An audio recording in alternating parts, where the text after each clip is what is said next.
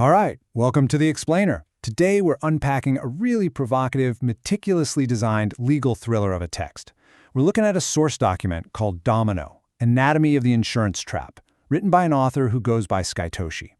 Now, no matter where you stand on the events of the last few years, you've got to admit this text builds a fascinating, highly controversial, and just incredibly complex argument about corporate liability, pharma, and the hidden gears of global insurance.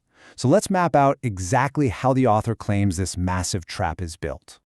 Okay, let's dive into this. The text kicks things off with a pretty chilling premise and asks, what if the ultimate corporate shield was actually a loaded weapon?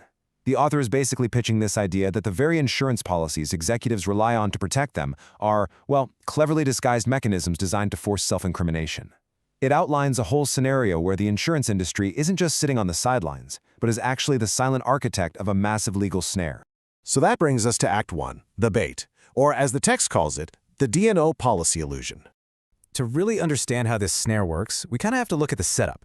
Traditionally, directors and officers' liability insurance, usually called a D&O policy, is sold as this ultimate safety net. You know, if you're a corporate exec and you get sued for a decision you made on the clock, D&O insurance steps in to pay for your lawyers and settlements. But the source text makes a really stark claim here. It argues that, especially in the context of recent global medical rollouts, this policy is absolutely not a shield. Instead, the author claims it's a hidden confession mechanism that's just waiting to be sprung. And this brilliantly illustrates the timeline laid out in the text. Back in 2020, carriers were writing D&O policies left and right, scooping up massive premiums. But the text claims that by 2021, the actuarial data, the mortality tables that insurers completely rely on, just broke. They started showing these catastrophic spikes in excess deaths. And then by 2022, disability claims just exploded. So the author's highly controversial argument here is that insurance carriers saw this catastrophic data rolling in, but deliberately ignored it. They kept collecting premiums while secretly knowing the underlying risk profile had entirely collapsed. Moving on to Act 2, the blueprint, subtitled The Prior Knowledge Bombshell. The whole blueprint of this argument really hinges on digging into public patent records. The text builds its case around a very specific chronology.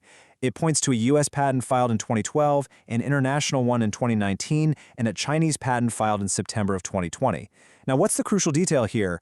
All of these actually predate the December 2020 emergency use authorization for the COVID-19 vaccines. The source text uses these exact patents to make the incredibly charged claim that the architects of the vaccine rollout were deploying what the author calls biological hardware, and it argues these patents prove they had prior knowledge of exactly what this technology would do way before it was ever authorized as a public health measure. To understand why that prior knowledge actually matters, we need to de-jargonify some legal terms and look at the real peril these executives are facing. When you apply for insurance, you make representations. These are basically statements you believe to be true.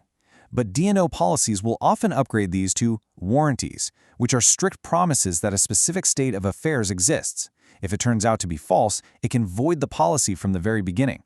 So the author argues that if an executive knew about those earlier patents but didn't disclose the true nature of the technology on their insurance application, well, that constitutes a false warranty. And according to the text, that one single misrepresentation turns the whole insurance application into a loaded weapon, giving the carrier the ultimate right to void the policy entirely.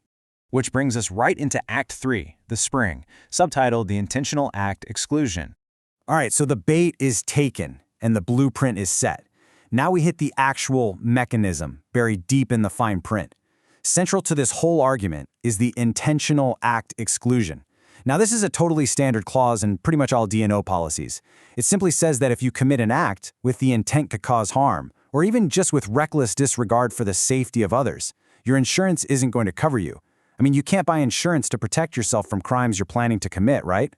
The text makes the explosive claim that the architects of the medical rollout triggered this exact exclusion the very moment they filed those early patents, because it proves they pushed ahead, despite already knowing the risks. The source material lays it out incredibly starkly, saying the exclusion applies to reckless disregard for the rights and safety of others without exception. Think about that. According to the text, you don't even have to prove malicious intent. The author argues that pushing forward with a global rollout while already possessing prior knowledge of potential harm documented in their own patents literally meets the legal definition of reckless disregard. So, the crucial point here is something called the duty to disclose material facts. And just think about the irony of this for a second. The text argues that because executives are legally required to disclose all material risks when they buy an insurance policy, failing to mention the warnings buried in those early patents is essentially fraud. The author believes this legal duty effectively transforms every single policyholder into a self-prosecutor, which is what actually springs the trap shut. And that leads us to Act 4, the trigger, the confession mechanism. Now we look at exactly where this trap is activated and how all this legalese gets weaponized against the insured executives. The trigger mechanism, according to the text, is a document called a reservation of rights, or an ROR letter. Typically, when an exec gets sued, the insurance company fires off an ROR, basically saying, hey, we'll help defend you for now, but we reserve the right to deny coverage later if we find out you broke the rules of the policy. It sounds like a super standard administrative form, right? But the author views the ROR entirely differently. They see it not as some standard defense protocol, but as a hostile interrogation tactic designed to force self-incrimination. The author frames it with this really chilling perspective, quote, "The ROR is not a defense, it is an interrogation." The source text argues that just to respond to an ROR, the executive is forced to admit whether or not they knew about the prior patents and the undisclosed risks. If they say no, the paper trail proves they're lying. If they say yes, boom, they trigger the intentional act exclusion. Either way, they're confessing. The author maps this whole thing out as a series of pretty inescapable steps, tightening around them almost like a web. Step 1 is that initial misrepresentation on the application. Step 2 is failing the ongoing duty to provide notice of any new risks. Step 3 is the carrier sending that ROR letter to demand answers. And finally, Step 4 is the hammer clause, which is this brutal mechanism where the carrier can basically force the executive to accept a settlement or face absolute financial ruin. The text claims the insured executive is systematically cornered here, with literally no way out. Finally, we arrive at Act 5, the fallout, subtitled The Domino Effect. Now, what's really interesting about this slide is how the author applies game theory straight to the boardroom to explain the catastrophic fallout. Imagine actually being at that table. The text argues that once the lawsuits start flying, the insurance carrier is only going to have enough money to honor the first few claims before they face complete insolvency. And this creates a ruthless prisoner's dilemma. The very first executive to respond to the ROI and essentially confess survives by becoming a witness for the prosecution. But what about the executives who wait? The author claims they're going to be left without any coverage at all, inheriting the full crushing weight of personal financial liability. So mathematically, the executives are forced to turn on each other. And the fallout isn't just limited to those executives either. The text points to the follow the fortunes doctrine in the reinsurance market. You know, those massive global companies that insure the insurance companies? The author argues that the second a single intentional act of reckless disregard is legally proven at the primary level, that exclusion cascades upward.